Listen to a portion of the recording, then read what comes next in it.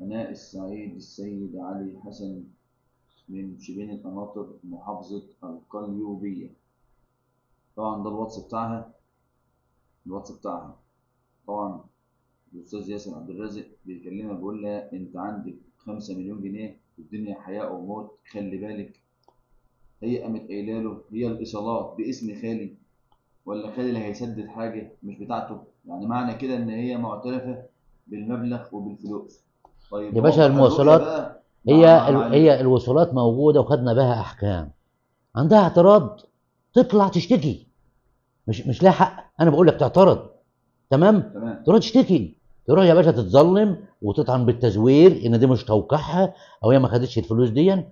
خدت الفلوس دي واخدها نقديا، والست دي ست نصابه. كانت جايه اقسم بالله بهدوم مقطعه، اقسم بالله. هي ما جاتليش المصيبه مش هي دي اول واحده. اسمعك من السعوديين بيقولوا لي ايه. انا كنت بخدم امه محمد هناك لوجه الله، كله سعودي ومصري وهندي وكل هم الجنسيات. أطلقوا عليك العمدة. انت والله العظيم، والله العظيم ما كان حد بيقابله مشكله بحلها لوجه الله، والله على ما اقوله شهيد. نيجي في الاخر تتجند من شويه مرتزقه هنا وهناك، ويا ياسر لازم ياسر يموت. مش فيك ايه ده زي الكلام ده. المحادثات، في محادثات تانية ما بينه وبين بنتها زي ما انت شايف. بنتها مين بقى؟ دي ملك خالد سيد احمد الامني. ادي ارقام التليفونات يا باشا تدل. بعد ما عرفت ان التليفون استغلوه، سرقوا تليفون. خالد السيف. انا اللي كنت بس ارقامها موجوده عندي. تمام. ويفتحهم ويشوفوا المحادثات ويفرغوا بيني وبينها. اي شيء انا مسؤول عليه. دي اسمها ملك خالد سيد احمد الامني. دي رسائل ما بينه وبينها. تمام. طيب والدها كان اسمه خالد، يعني انت فاهم. بنتها كبيره. بنتها كبيره. دي ملك خالد سيد احمد الامني. ده يدل ان التليفون 6 اس زي ما قلت لحضرتك اهو. تمام. ولونه فضي، وده ثبته في المحضر. اللي بيقول لك ايه مش موجود، وكنت بقول لها التليفون فين، قالت لي ده اتحرقوا في مصر. هم شغالين فيه، عاملينه كانوا موزعينه على الشبكات. ادي شفت يا فندم. تمام. طيب التليفونات دي متوزعه فين بقى؟ اللي هي الايكلاود ده متوزع فين؟ زي ما وريته لحضرتك كده. انا لما تهدد بالقتل ويقول لك لازم القضيه تتقفل، لازم يموت عشان القضيه تتقفل، معناها ان في ايه؟ في اجرام ولا ما فيش؟ اكيد طبعا. طيب يبقى الموضوع موضوع خطير. هو في مشكله لما مباحث الانترنت تساعدنا وتساعد شعب مصر لوقف الفساد. طب والله العظيم دي مصدر اساسي لحجم نشر الفساد في مصر. والله العظيم ان اكبر شبكه فساد على مستوى الجمهوريه ودوليه وعلى مسؤوليتي. وافتح الحساب وتتبعه من 2018 حتى تاريخ اليوم، وشوف اللي انا بقوله ده انا صادق ولا كذب. كذابه. انا ما فيش حد عندنا اعلى من القانون. انا كذاب اتحاكم قدام المحكمه، محكمه عسكريه، اتحاكم قدام الناس في ميدان عام. انا ما عنديش ادنى مشكله. تيجي الست دي افتح الحساب وشوف مين اللي ساند الست دي لنشر الفساد. مين اللي ساندها؟ نروح كل محضر ايه اللي يحصل لنا فيه مشكله نروح للداخليه، يقول لك لا ما لم يستدل، ما اعرفش ايه. يقول لك لا روح لمكان واحد تاني ويدل لك. روح نجيب مش عارف منين، يقول لك مش عارف ايه هو ده. ايه يا باشا؟ ايه؟ اتكلمت على الصحه والجمال قبل كده. والله العظيم انا مهدد بالقتل لحد دلوقتي. والله العظيم ناس بتطاردني. والله العظيم ناس بتطاردني لحد دلوقتي. والله العظيم ناس بتطاردني لحد دلوقتي. بسبب المحضر اللي هو مش بسبب القضايا كلها. والله ناس بتطاردني لحد دلوقتي في بيتي وفي عملي وفي مشي. واقسم بالله العظيم.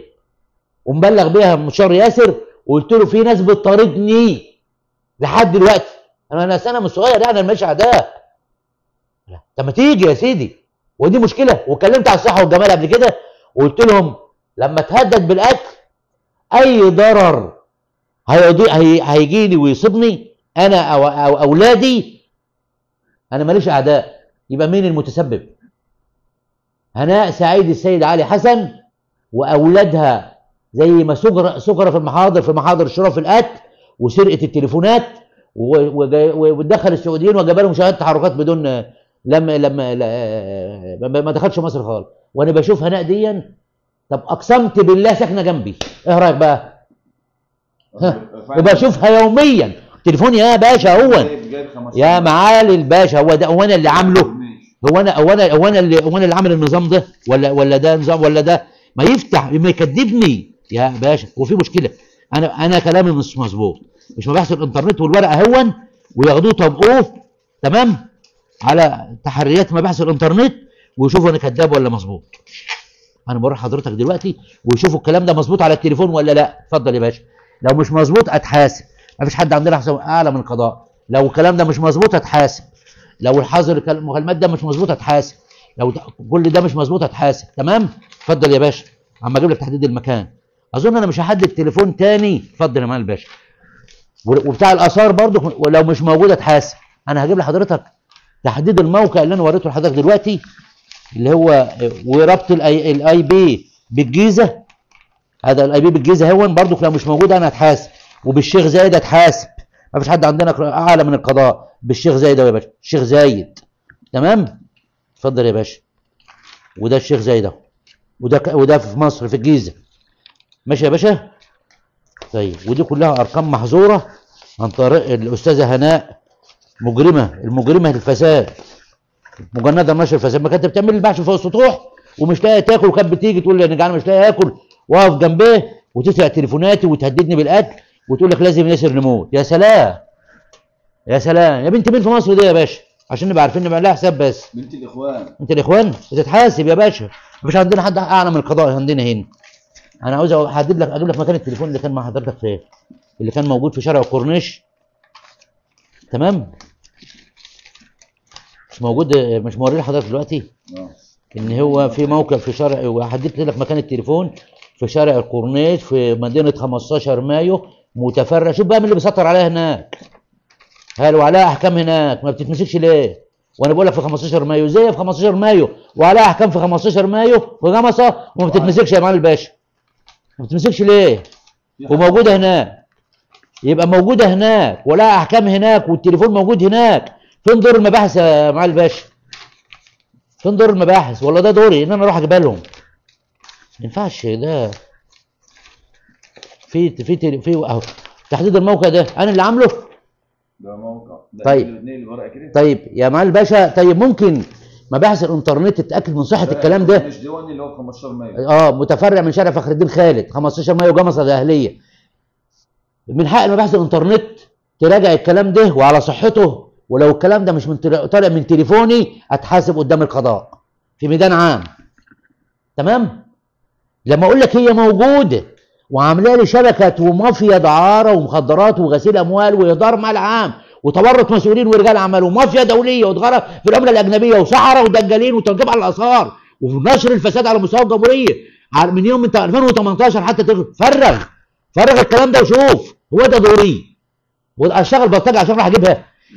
طيب افتح يا باشا. ولو الكلام ده مش مظبوط انا مسؤول قدام القضاء. دلوقتي اطلع قدام منك اقول الكلام ده في هذا تليفوني، وافتح التليفون وشوف محادثاتي وفرغ. شوف بقى، افتح الحساب وطلع مستخدمي الحساب وفرغ حسب. انا ما رحت لقسم المساعدات الفنيه قال لك تكنولوجيا المعلومات، تفتح الحساب وتحدد مستخدم الحساب كام واحد ويجيب ارقامهم ونفرغ معلوماتهم.